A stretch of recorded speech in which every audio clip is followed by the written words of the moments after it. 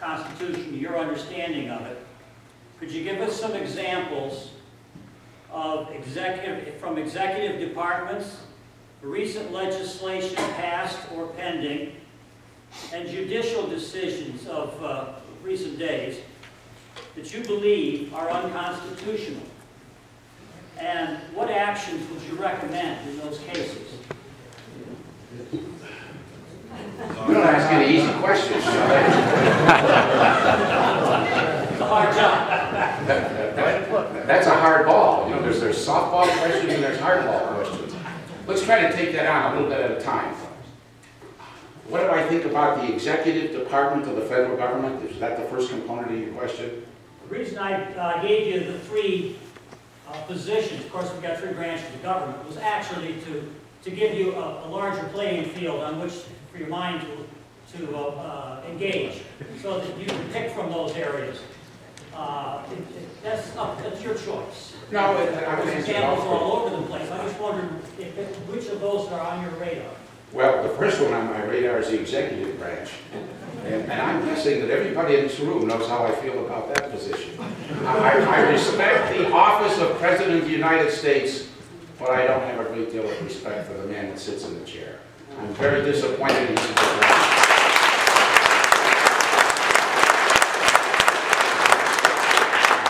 You're shaking your head. Yeah, it doesn't answer my question. I was asking for examples. What was the question? Yeah, let's give him a microphone so maybe you guys can help me answer. Something that's passed that is unconstitutional. What about the czar? Well, yeah, sure, I'm with it. He's asking for many parts of it. Well, you also referred to our Constitution. Thank you very much for that. I would turn that question back to you only as rhetoric, but say, show me in our Constitution, ladies and gentlemen, where we have any provisions for czars. Not one. Any place in that Constitution can I find anywhere that it says we have the right to czars. Yet today we have more czars than Russia does. And they originated that. Okay, there's one part of it. Now you want to know about Supreme Court decisions.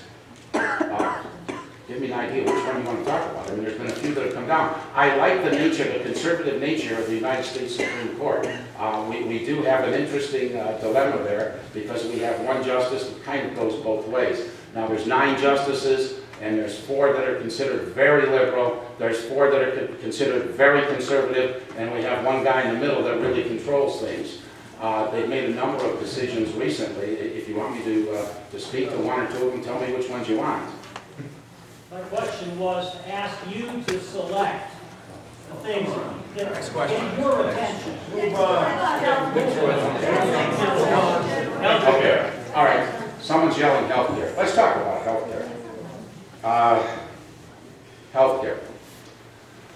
I happen to think we have a really decent healthcare in our country today. Does it need a little tuning up? Yes. But I can tell you that my experience with cash for clunkers, ladies and gentlemen, we do not want the federal government involved in our health care.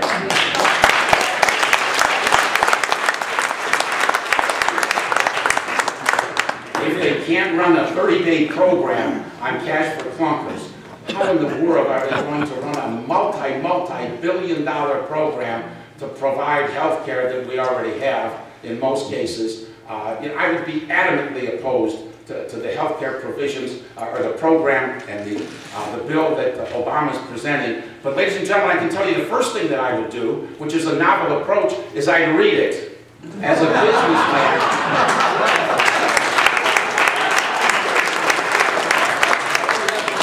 businessman, I've never signed a contract that I didn't read once, twice, 3 times, 4 times.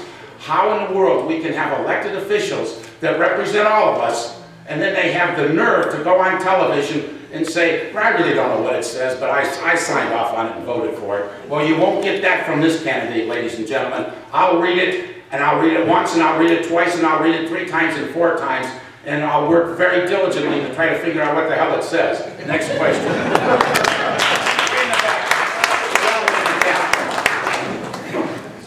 Mike Flaherty.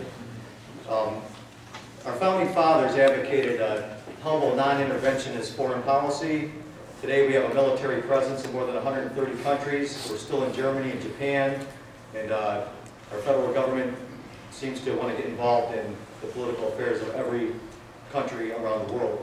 What type of foreign policy would you advocate? Well, first of all, the first responsibility of the federal government is a strong national defense. We need to get that focused. Ladies and gentlemen, I may have a controversial position on this, but I want you to know where I stand. I happen to believe that we have the greatest young men and women that have volunteered. We have magnificent generals that our military academies have provided us.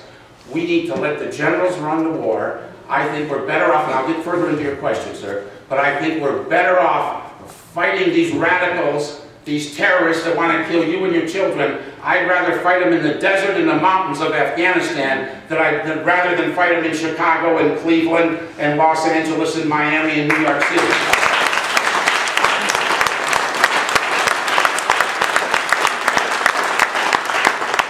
Never forget that we were attacked.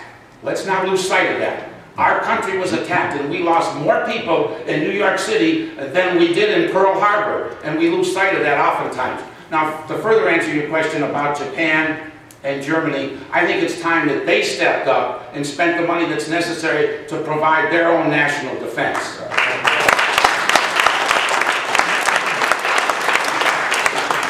Next question. Way in the back. I'm sorry? I'm going to you. Okay. How about the intelligence agencies and interviewing and interrogating prisoners and stuff of war? Well, I'll tell you what. Today want to go up and play what you do on criminal on the streets today, from all the rights we Americans have. Well, they're not entitled to any rights, in my opinion, ladies and gentlemen. But let me tell you, once again, let's not forget that we've been attacked.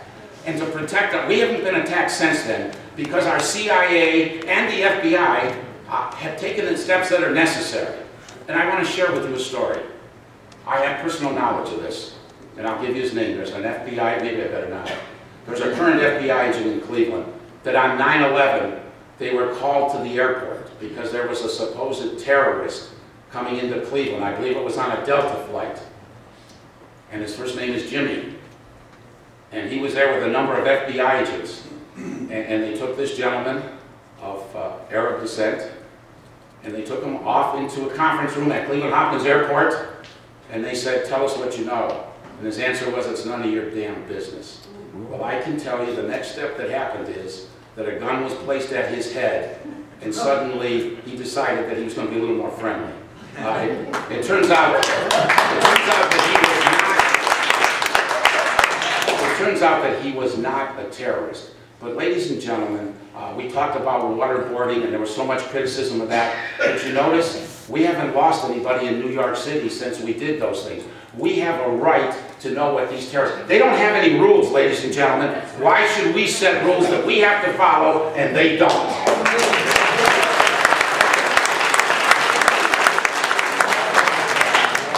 Next question, right here. I'd just like to hear your comments on two issues, global warming.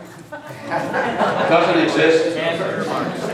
Okay, global warming and earmarks. In my opinion, global warming doesn't exist. I think it's a fabrication. I think we've proved that most recently. Earmarks, I think, ought to be outlawed. I have a real problem with after they negotiate some new legislation, and everybody finally comes together and they agree, and at the last minute, people start adding the bridge to nowhere and all the other earmarks.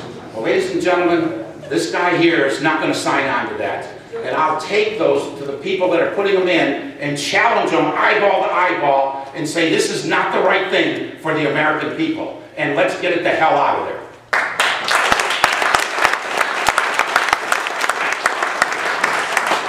Yes, ma'am, way in the back. Yes, I like your passion. Thank you. My question is about the auto industry, since you deal in it. I know a little bit about that. How would you turn the auto industry around? Articles I've read blame the unions, government regulations. Can you address that? Sure. The question was, how would I turn the auto industry around? Well, let's go back to the beginning of this. Once again, I happen to hold franchises for virtually every